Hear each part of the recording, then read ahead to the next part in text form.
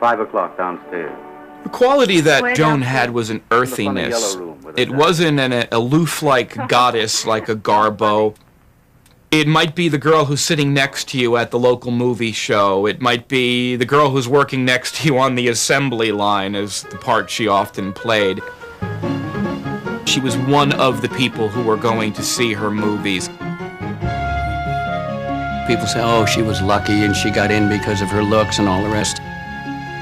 What made her a star was I worked my buns off to get here and I'm not going to lose it. I think she felt because she crossed those railroad tracks that she was maybe fraudulent, that she wasn't the real thing because she was acting and trying to act the grande dame. And I'd want to reassure her, Joan, you were the real thing. You certainly had some hard knocks and you made them all work for you. She learned from the experience of doing it. And she learned by watching other people.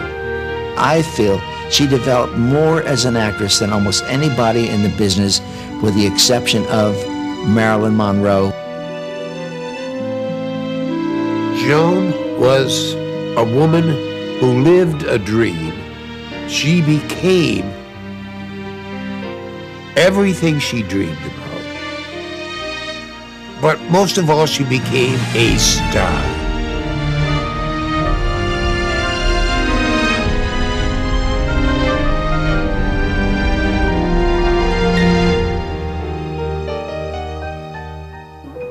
About your smile, free and easy style. You're a loving child, got a feeling for you. Much has been written about Marilyn Monroe's childhood in this town. Joan Crawford's childhood would make Marilyn seem like Rebecca of Sunnybrook Farm. There's a lot of mystery surrounding Joan's father. He disappeared quite early. Never appeared again. So the mother was charged with raising this girl and her brother, and she was not very responsible. I worked my way through St. Agnes Academy, waiting on tables, and then I worked my way through Rockingham Academy from 9 years of age to 13, waiting on tables. I never went beyond the 6th grade. That's one of my hang-ups. Her ambition was gargantuan. She saw the way to get out of the slums in going into show business. There wasn't much she could do. She couldn't sing very well. She wasn't even much of a dancer. That was the era of the Charleston, and everybody was doing it. And the more movement you made, the more vivacity you got into your performance, the more the audience loved it. She got a job in Chicago, working in some little nightclub, and then some producer saw her, and she went to New York and got a job in a Schubert musical in the chorus. I was never good enough to be in the first line of the chorus. The second line of the chorus of Innocent Eyes with Mr. Schubert and Mr. Harry Raff spotted me, so I had tests. And then they just sent me a wire saying you were put under contract to Metro-Goldwyn-Mayer. This made her come to California, and when she got off the train, there was no one there. She didn't know what to do, she didn't know who to call. And finally, a young man came up and he said, "Would you by any chance be Lucille LeSueur?" And she said, "Yes, I am." And he said, "Oh, well," he said, "you know, this man never picks little girls like you. He usually gets tall, glamorous-looking showgirls." When Joan arrived at MGM, it was already the giant among the Hollywood studios, thanks to Irving Thalberg and Louis B. Mayer. They had a real factory going. They had more stars than there are in the heavens. That was their slogan. And they would take someone like Joan Crawford and give her dancing lessons, give her lessons in acting and in fencing and horseback riding. And she became a wampus baby star, which was the crowning glory for starlets in those days. In the beginning, they had no one to do makeup or hair or clothes or anything. I mean, the people in her position at that time had to do the best they could. Her love was dancing, and she thought that if she could get a picture dancing, that she could sell herself. And she used to go down to the Ambassador Hotel when they had dances there. And naturally, being a terrific dancer, she attracted the attention. She started just as a stock player. Sometimes you would only find her in the back of crowd scenes. One, she played Norma Shearer's back, because Norma Shearer was playing a dual role as a good girl and bad girl. So in the over-the-shoulder shots, it was Crawford's shoulder that was standing in for Norma's double. There were several films which she probably made under the name of Lucille LeSueur. Louis B. Mayer, hey, it sounds like she's in a sewer. So we got to get a new name for her. They had a contest in a magazine, and the first choice was Joan Arden. And a Joan Arden, an extra girl, sued Metro. So they took second choice, Joan Crawford. And I said, whew, sounds like crawfish. And Billy Haynes, my best friend, said, better crawfish than cranberry. It's served with turkeys. I hope you never make one. She went to the makeup department, and they gave her a case of makeup, and it was just a trial and error thing with her until she finally arrived at a look that she thought was right. Her makeup developed from watching other people. She went through a series of different faces. She developed her eye makeup. She developed the mouth makeup. She created Joan Crawford, much like the name was also created. Slowly, she became a real actress and a real personality on the screen. There's something about stars. The camera falls in love with them, and that love is transmitted onto the silver screen, and people fall in love with them too. They can't take their eyes off them. As she progressed through the 20s, she finally got a role that made her very popular, which was Our Dancing Daughters, and it established the jazz baby type of role that Crawford was to play at that early stage in her career. What they showed on the screen was probably wilder and crazier than the reality was, but America wanted to see things in excess, and Joan Crawford was there to give it to them. They put her with some of their very established players whose names were going to carry the picture. Lon Chaney, Charles Ray, John Gilbert, and these increased her box office value, and by the time she finally carried a picture herself, she was a marketable commodity. In those days, to be a big success in Hollywood, you had to be invited to Pickfair, which was the home of Douglas Fairbanks and Mary Pickford. And she was never invited there. But finally, she went to see a play that Douglas Fairbanks Jr. was acting in, and liked him very much, went backstage to congratulate him, and they started to see each other. And it was after she and Doug Fairbanks Jr. got married that she was eventually invited to Pickfair. And then Joan went through a terrible period there. That night they had a lot of guests in. They always had menus. It was very, very formal. And she said she never dared pick up a fork or a knife or anything that she didn't watch to see which one Mary picked up. Doug Sr. Thought this was very funny. He watched her one day. And so as a joke, when the fish course was served, he picked up a knife and used it, and she was sitting next to him, so she picked up a knife and used it also. And then afterwards she realized she was wrong. She saw Mary picked up a fork. And so she said she was terribly embarrassed. Well, Doug Sr. thought that was very, very funny. I think the marriage to Doug Fairbanks Jr. was a romantic affair. They were both young, both starting out as actors. But there was an added incentive in this liaison. Like you turned up low, like you leave them low, from your head to toe. got a feeling for you.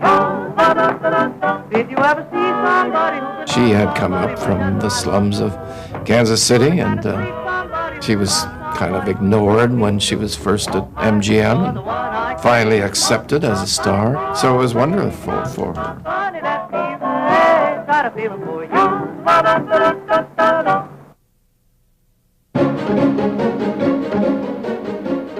In 1929, everybody panicked at Metro.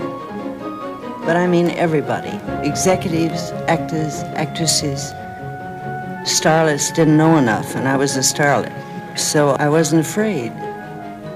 I did my first talkie, The Untamed, with Bob Montgomery, and I heard my voice and I said, that's not me, that's a man. She studied the other stars, Garbo, Shearer, learned their tricks, learned how they knew where all the lights were and what good lighting was for them. When I first started in pictures, Adrian said, I've never seen such big shoulders. She should be the female Johnny Weissmuller.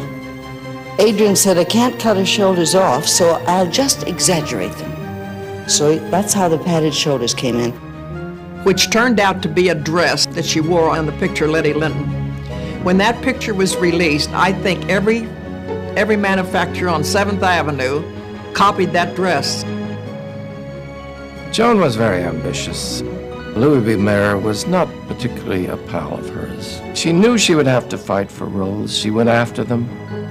She told me of one incident where she knew there was a script that she was interested in. She went in to Louis B. Mayer's office when he wasn't there and nipped it, took it with her to the ladies' room, and stayed in the ladies' room reading this script, and came out that character and walked into Louis B. Mayer's office and convinced him that she was that character, got the role. Grand Hotel was a great boost to Joan Crawford's morale. It was just a galaxy of stars, and she was one of them.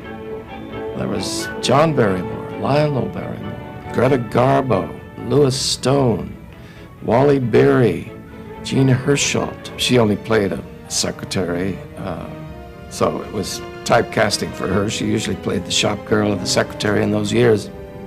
She had no scenes with Garbo, and that was a great disappointment to her. But she palled around with Jack Barrymore particularly. Was she playing something? Yes, the typewriter. Oh, you're a little stenographer. Yes, I'm a little stenographer. That's fascinating. I don't suppose you'd take some dictation from me sometime, would you? Well, how about some tea then? Tea would spoil my dinner. I only have one meal a day, and I'd rather hate to spoil it. She really became a major star out of that one film.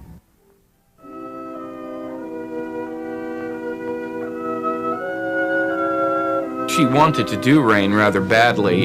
It was the first established great role that she was to attack. The character of Sadie Thompson in Rain had already been played on stage by Gene Eagles and on screen by Gloria Swanson. So she had a lot to live up to when she did this role. I can speak to my earliest impressions as a little kid going to the Granada Theater in La Jolla, California, population then 4,000. Seeing Joan Crawford on the screen as I did, to me she was the ultimate seductress. Now look here. Hello, lads. Boys, I want you to meet Thompson. Sadie, meet the boys. Boys. And this is Mr. Horn. Mr. Horn, your climate's bum. Sorry, Sadie, it's the best we got. Oh, I'm not blaming you. Say, what's this about the delay? How long am I booked for this bird, do you know? I recall seeing her seducing Reverend Davidson, played by Walter Houston. And if the lady could seduce Reverend Davidson, that was something. Innocent or guilty, you have got to serve your sentence. It's the only way you can prove you are worthy of mercy. Oh, no, Mr. Davidson. Your God and me could never be shipmates. And the next time you talk to him, you can tell him this for me, that Sadie Thompson is on her way to hell. Stop! This has gone far enough. Oh, no, it hasn't gone far enough. You've been telling me what's wrong with me. Now I'm going to tell you what's wrong with you. You keep yelling at me to be punished, to go back and suffer. How do you know what I've suffered? You don't know, you don't care, and you don't even ask, and you call yourself a Christian. Well, you're nothing but a miserable witch burner, that's what you are. You believe in torture. Thy kingdom come. You know you're big, and you know you're strong, and got the law on your side, and the power to hang me. All right. But I've got the power to stand here and say, you hang me, and be damned to you. You better? She started getting into important roles, especially with Clark Gable. Well, what do you know about that? He can actually smile. This combination of this manliness of Gable and this perky, independent, bright, electric young woman just made magic on the screen. Takes years and years of hard work. No, I'm not afraid of work. Takes guts and brains. Yeah, I know. And after you've given everything, maybe something will come of it. Maybe nothing. Something's got to come of it. Well, I suppose if you feel you got it, you got it. Yeah. You like to dance? More than anything in the world. You want to work with me? Yes, Mr. Gilbert. Shake.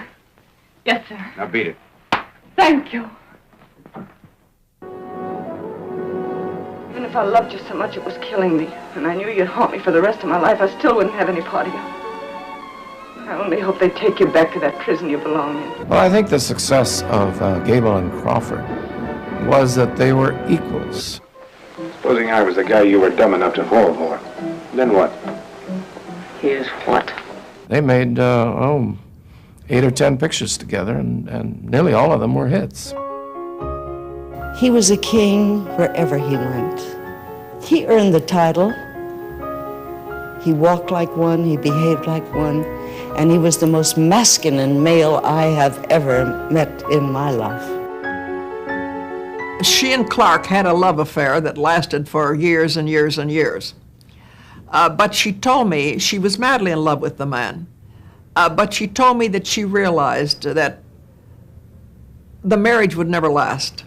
She had divorced Douglas Fairbanks, and it was a very sad situation for her. Well, you double-crossed me, Janie. You're a success. You're marvelous. Her next marriage was to a very good actor and a very nice man named Francho Tone. The Junior League Polo Benefit. Nearby are screen stars Barbara Stanwyck, Francho Tone, and Joan Crawford. Joan starts things going. The romance and marriage to Francho Tone was not a career move because she was a much bigger star than he was. In fact, she helped his career by having him co-star with her. He did an awful lot of things for Joan. He taught her, in fact, he wanted her to go on the stage with him. He was well-educated. He was a son of a rich family. He was associated with the group theater in New York. He thought she would be marvelous on the stage. She had stage fright. She could have never worked on the stage.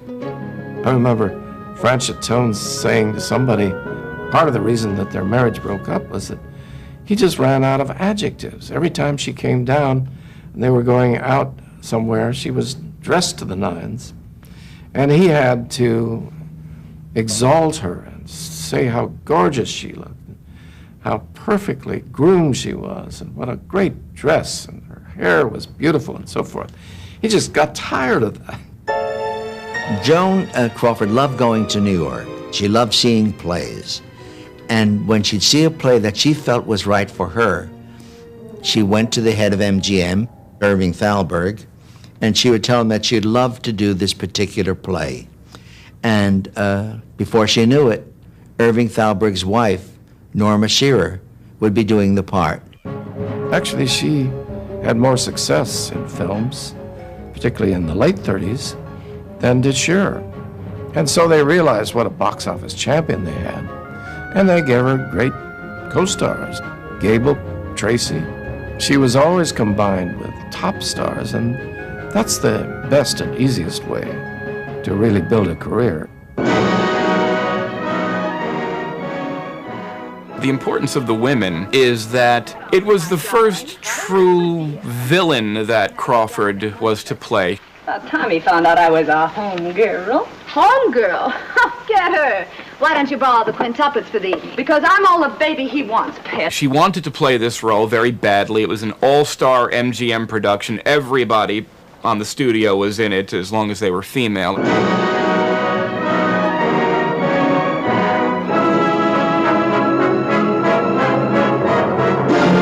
Take a good grip on yourself. You're going to die. Stephen Haynes is stepping out on Mary. L'amour, l'amour. That's French for love. You should have licked that girl where she licked you.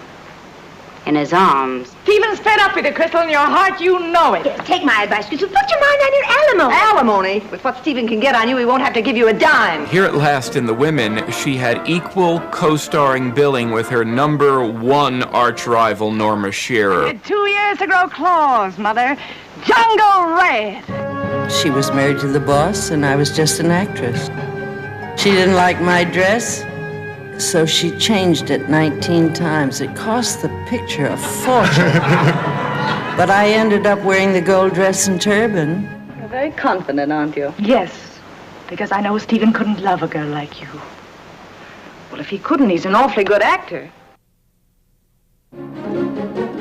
She was very, very nice to the crew, always generous to everybody. Every now and then she would come across somebody that she didn't like, and her anger and her wrath, just as extravagant as she could be in her praise, she could also be in her criticism if she didn't like something. She was a perfectionist. And I don't think she was ever pleased with anything she ever did. When she did a woman's face, one whole side of her face was disfigured.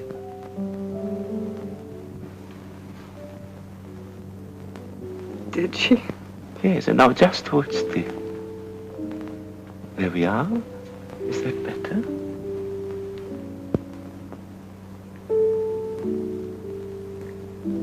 She felt that if it was a good part, that was the important thing. The picture was the important thing. You couldn't marry me. Have I asked you to marry me? Well, no. And you mustn't. Why not? Because I want to get married. I've always wanted to get married. I want to have a home and children.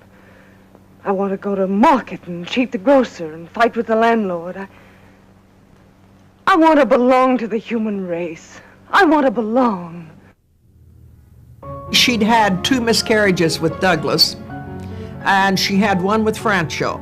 So as a result, she decided to adopt. Christina, she adopted her first. And then she decided she wanted a little boy. So she adopted Christopher. And that was wonderful for a long, long time. She was a pioneer in this field because at that time she was not married. And it was very difficult, if not impossible, for women who were single or divorced to adopt children.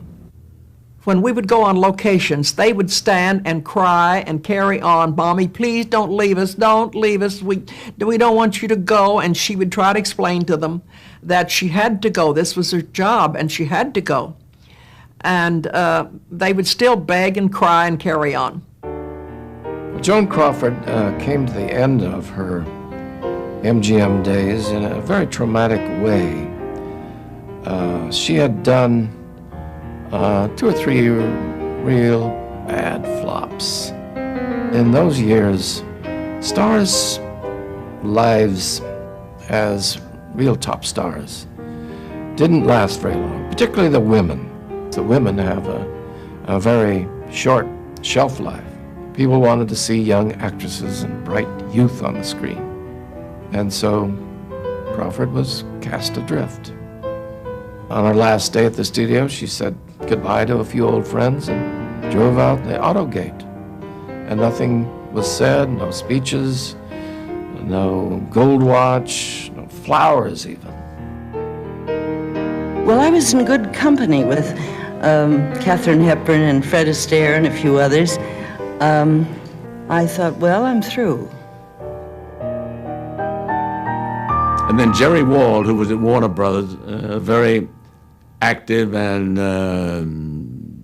ambitious producer, persuaded Warner to sign Crawford. And they signed her to a long-term contract, I think for half of what her salary had been at Metro. And they submitted various scripts to her, which she turned down. She told me a story once about when she got a call from a producer to come into the studio.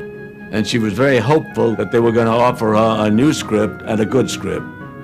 She got all dressed up, bought a new hat. She was hoping that he would compliment her on how she looked. And she said that he turned to her and he said, "Now, I think this last script that we sent you is a good script and you should do it, because nobody wants you. And if you want to work, you ought to do this picture." And she told me she went home and she cried for hours afterward. But she made up her mind she wasn't going to do any script that they said her, unless they said her something good. Then finally, the script came for Mildred Pierce. Well, I think God had his hand on my shoulder because Mr. Mike Curtiz hated me. He wanted Barbara Stanwyck. He wanted no part of me. He said, "I don't want those big, broad shoulders." I asked if I could please test. I did the test with Ann Blythe. At the end of the scene, I waited for cut. Nothing, no response from the director. And I looked at him. He was streaming with tears down his face. And he said, "I love you, baby." I got the part.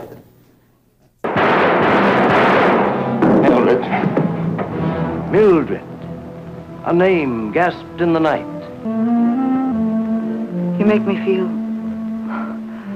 I don't know, warm. And wanted. The result was a very successful picture in which she won the Academy Award, something that she had been hoping for a long time.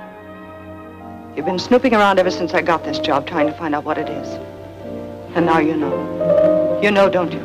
Know what? Know what, Mother? You knew when you gave that uniform to Lottie that it was mine, didn't you? Your uniform? Yes, I'm waiting tables in a downtown restaurant. My mother, a waitress. I took the only job I could get so you and your sister could eat and have a place to sleep and some clothes on your backs. Aren't the pies bad enough? Did you have to degrade us? Rita, don't talk like that. I'm really not surprised. You've never spoken of your people, who you came from, so perhaps it's natural. Maybe that's why Father...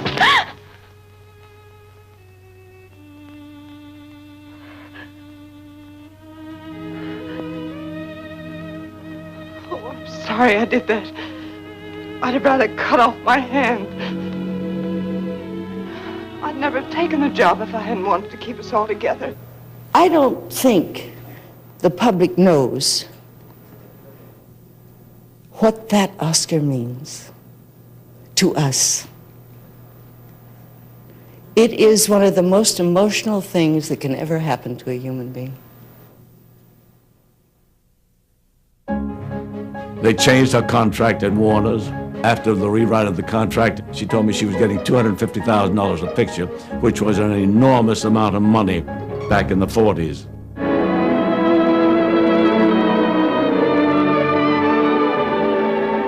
She wanted anything that was a good picture. Jerry Wall didn't want her to do humoresque because he said, "Joan, you're only in the last part of the picture." She said, "I don't care. If it's a good picture," she says, "and I can play, and I'll play Wally Berry's grandmother." You don't expect me to believe that, do you? I don't care what you believe. I'd like to slap your face. Why don't you try it? Most audiences have the wrong impression of Crawford. She always portrayed a very strong, willful woman. She was not that in real life. That was performance, that was acting. She was anything but. That might have been the dichotomy about Joan Crawford, that she was very headstrong and ambitious, almost maniacally ambitious. And yet she was very vulnerable.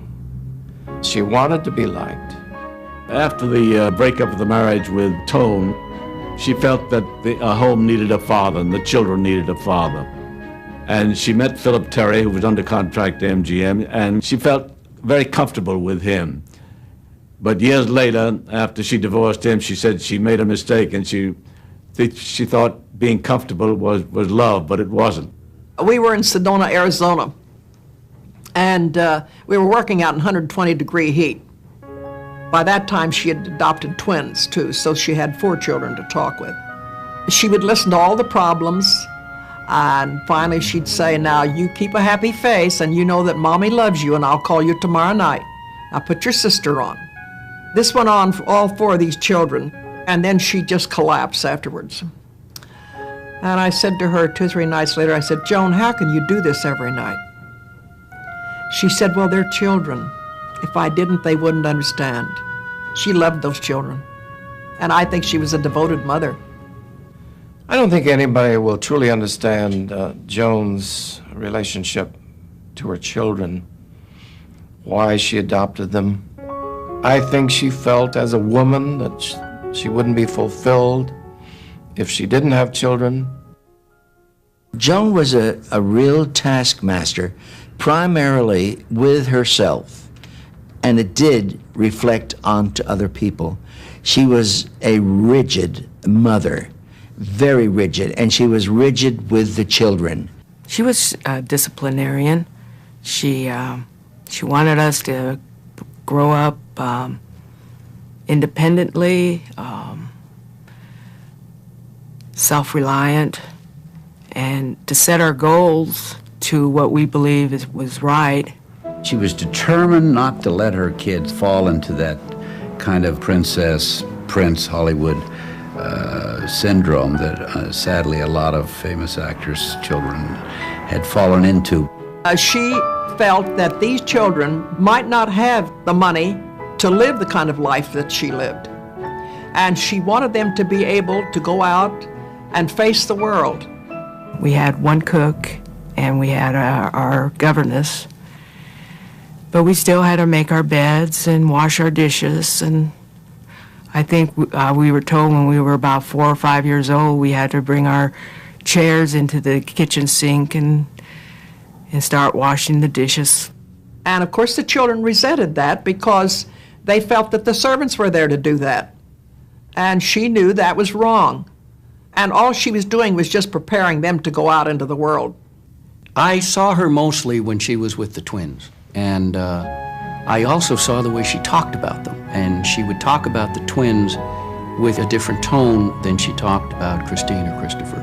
I do know she was frustrated with Christopher. Joan and I had driven down to visit her son, who was in a military boarding school. And I know he hadn't been writing home because he just didn't want to. So I told him I felt I didn't write to my mother enough, and I thought it'd be nice if he did. And I think he did once or twice. I was assigned as a costumer on Flamingo Road. I was so thrilled about meeting her. I wondered how she would react to somebody that was a fan, really. I walked in and I said, I'm here to help you today. She said, welcome aboard. And which relaxed me immediately, and I felt I was so fortunate not only to find her still the glamorous star, but a very warm and wonderful person to work with. I'd heard so many stories about her, and I didn't know exactly what to expect. I thought she'd be very demanding, overpowering, and overwhelming. And what I saw, and which surprised me, was a woman who seemed very much down to earth, very simple, unpretentious, and very smart insofar as films were concerned. You could see the signs of age beginning to creep up. But of course, when she got made up, she looked wonderfully in it. She was very, very nice to the crew, always generous to everybody. One instance where she misbehaved. When we were doing a picture called Goodbye My Fancy, it was the last film I did with her, there was a young girl in it named Janice Rule. Because she was a beginner, I was trying to help her, and I spent maybe a little more time than normal talking with her and trying to make her comfortable and getting her into the role.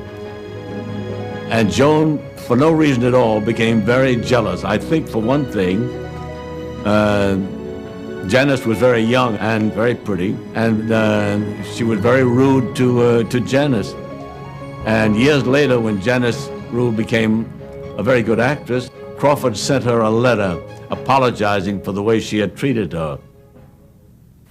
I have no place in your life, Myra, no proper place.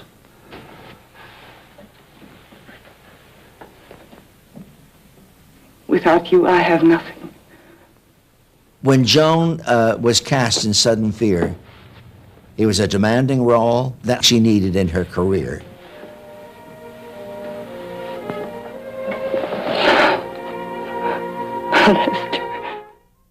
One of the actresses that she worked with was Gloria Graham. And unlike most actresses, she liked Gloria Graham and was great help to her. I worked with Gloria Graham, and Gloria Graham told me that a lot of her performance was guided by Crawford. Try to stand on it. It's the best thing. No, I don't think you should. Exercise is good for it. Is it? Keeps the circulation going. All right, Irene. Joan Crawford was an actress of many different colors. Each role was a step towards something better. She became the character, which many people don't do.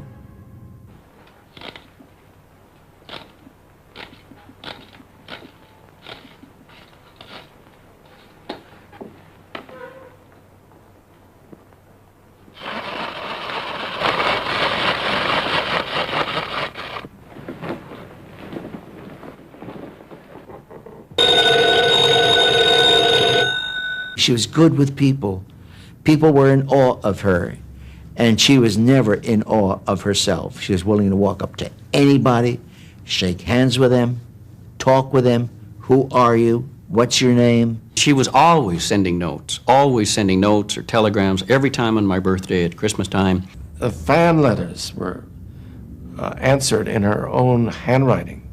She sent out thousands of photographs, hand autographed. She said to me, never go out. You must never go out dressed like sometimes you dress. You must always look your best for your fans. You never know who you're going to see.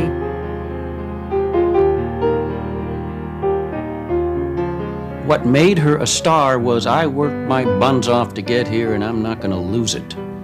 And so therefore, if it meant getting dressed up to go to the market, she'd do it. If it meant giving one more interview to somebody you can't stand, but it's going to help the picture, she would do it. She didn't complain. She was a total pro. Hollywood, it's given me my education. It's given me everything I've ever earned. The power to adopt children, to raise them, to educate them. I will never be ungrateful for that.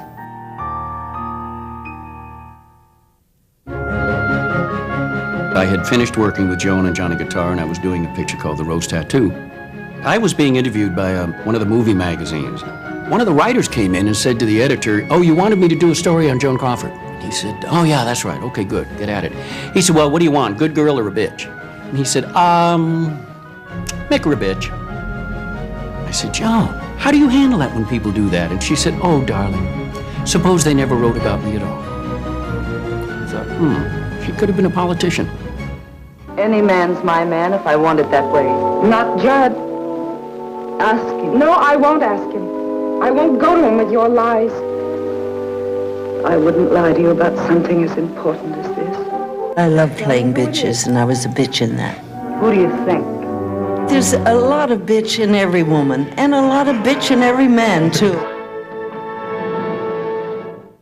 It was my second film. I was a Broadway actor, and knew very little about movie acting. Had done one picture, Picnic, returned to New York, and then was called back to do Autumn Leaves with opposite Joan Crawford. Since you went away, the days grow long, and soon I'll hear old winter's song.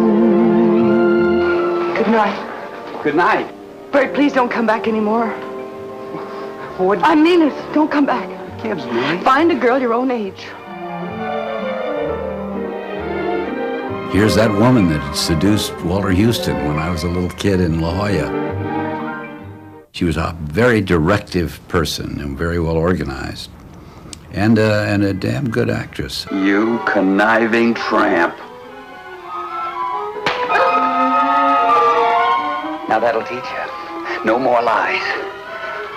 I saw all three of you through the door. She was able to summon up some very real emotions. She turned to Charles Lang, who was our DP, our director of photography. Charlie, you want tears? Maybe one eye? She could drop a tear out of the left eye or the right eye, or both eyes. I mean, I'd worked with Helen Hayes and other famous women, but I'd never seen that before. If you have a very sad beginning, if you've had a sad life, that's something that actors use very, very often to summon up an emotion. When whatever happened to you that broke your heart, if you can recall that, you can summon up those tears. So I think underneath that very fierce, determined, individualistic, strong Joan was a very sad little girl. The last picture I worked with her on was Esther Costello, because she had married Alfred Steele, who was chairman of the board of Pepsi-Cola.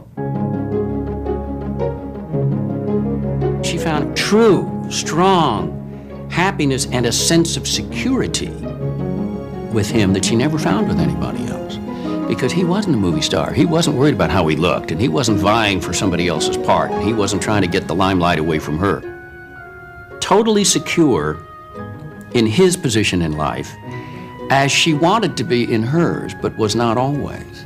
When Mother married Al Steele, he would go open Pepsi plants all over the United States and Europe. We first went to Switzerland, and we were there twice on our Christmas vacations, one with all four of us kids, and we went to St. Moritz. We learned to ice skate. When Al Steele was CEO, Joan attended meetings, and eventually they pointed her to the board. It got her accustomed to speaking to people, to being on a stage. She was terrified at the very beginning, but fell into the routine of doing it. I was just starting my third movie, Best of Everything, and Joan Crawford was signed to play the head of the publishing house. And it was unfortunate that she had, that I met her at maybe I consider her weakest point in life, her most vulnerable, her most frail. She had just lost Alfred Steele, who was the, she said at some point, the love of her life. When she would be called to go before the camera, she was scared to death. A couple of times she caught my eye before the take, and I remember just going, you know, you can do it. I think that gave her confidence, certainly when she got it right on camera and had the momentum going and knew her words and knew what she was doing. There was no question that you could see everything that made Joan Crawford a star. There's something about long-lasting female stars that is kind of peculiar and interesting in that they have kept their position by being strong women, strong-willed. Here were the two most famous grand dames of cinema history. And poor Bob Aldrich, who was the director of it, was more like a lion tamer. Oh, Blanche. You know we got rats in the cellar?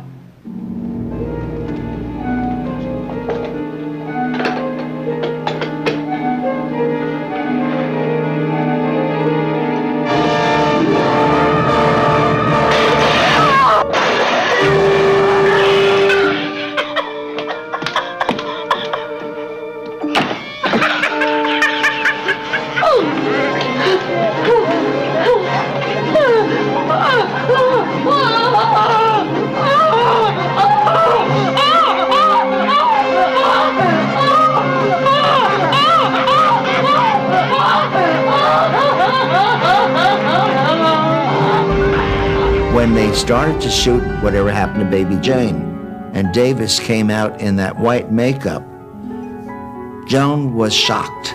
She couldn't believe what she was looking at. Davis was very nasty to her, and I was there to witness it. Very short with Joan. And Joan was not a fighter. She just did not know how to fight back. And who could fight back with Davis? She had words at her command that Joan could not fathom. Then it seemed retribution was at hand. Davis had Joan tied in the bed. Davis had to pull Joan out of the bed, whereupon Davis said to Joan, "Be very careful now when you get off that bed because I have a bad back." She says, "So don't become a dead weight for me." You can almost see the light bulb going on over Joan's head, but she had an idea. So as Davis pulled her out of the bed, Joan became a dead weight. They both fell on the floor. Joan fell on top of Davis, and all you could hear was Davis screaming and swearing. Davis was out for a few days. Her back was injured, and Joan got up and practically brushed off her hands and walked off the set. The movie set was still her home. She had no other life until she married Al Steele and became Mrs. Pepsi-Cola. I sold Joan Crawford for so long, all I have to do now is let Joan Crawford sell Pepsi-Cola. She wanted to extend her career as long as possible, even taking these quickie pictures, which were in and out of theaters in a week or so. She always wanted to please, and she would gauge the public's taste as to what they wanted at a particular time, and she would change like a chameleon. In the 20s, Joan was the flapper, the jazz baby. And in the 30s, the Depression era demanded a new type of heroine to be accepted by the audiences, and that was the woman struggling through the hardships of the Depression. In the 40s, she was now getting older. She wasn't the young girl coming up the hard way. She was the woman who already came up, who already was established. In the 50s, now she was a much more mature actress. In Autumn Leaves, in love with Cliff Robertson, much younger than her. Romanced and victimized by Jack Palance in Sudden Fear. Also the age difference, a crucial plot point. In the next decade, in the 60s, she began doing the horror films. Joan Crawford's unique achievement? Well, how about the fact that she was a working actress, that she was an entertainer?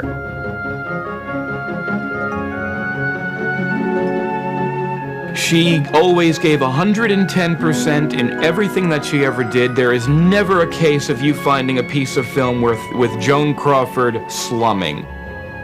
If you can pull a piece of film out of the vault that's 60 years old and still be dazzled by the vibrancy of the persona and still be entertained by the performance, I don't think she ever expected to give quite that much.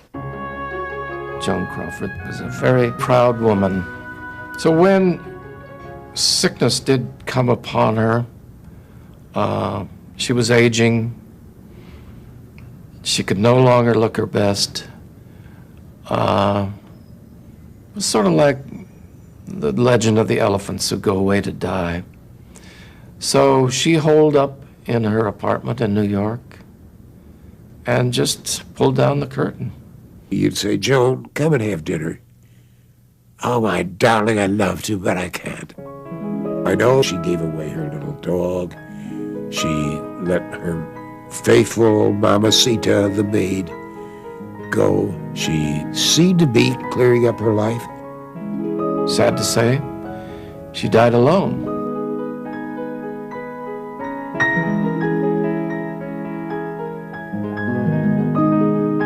Crawford is one of those images that's been tarnished. I really wasn't surprised when Christina came out with that dreary, vicious book of hers, Mommy Dearest. These things just didn't happen. She had a wonderful secretary by the name of Betty Barker. Betty was with her for 28 years. And Betty said, I must have been living in another home. I never saw this happen. The twins said the same thing.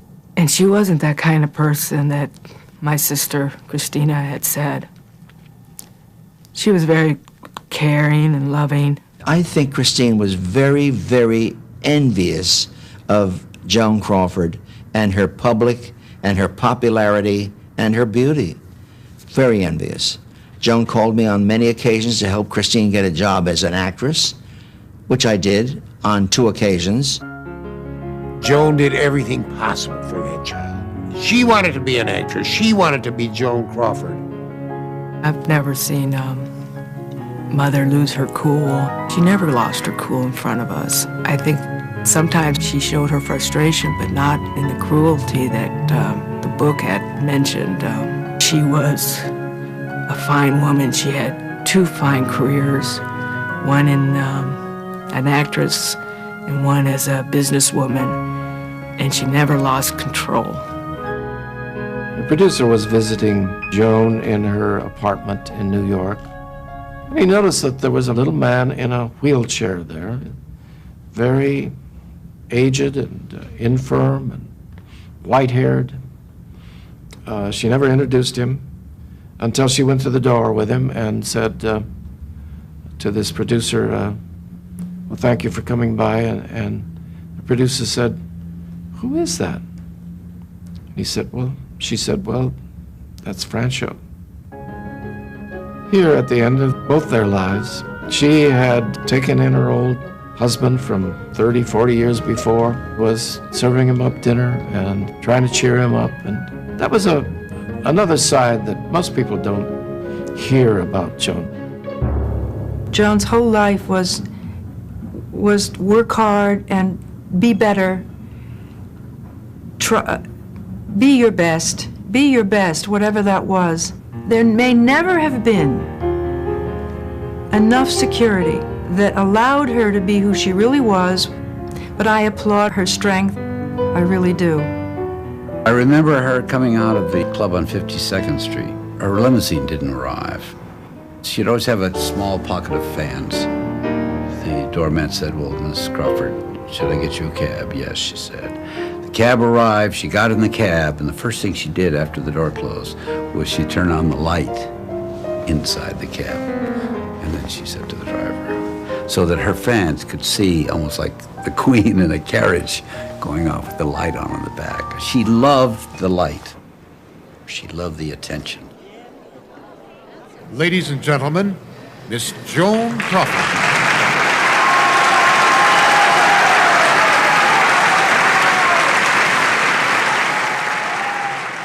I never knew there was so much love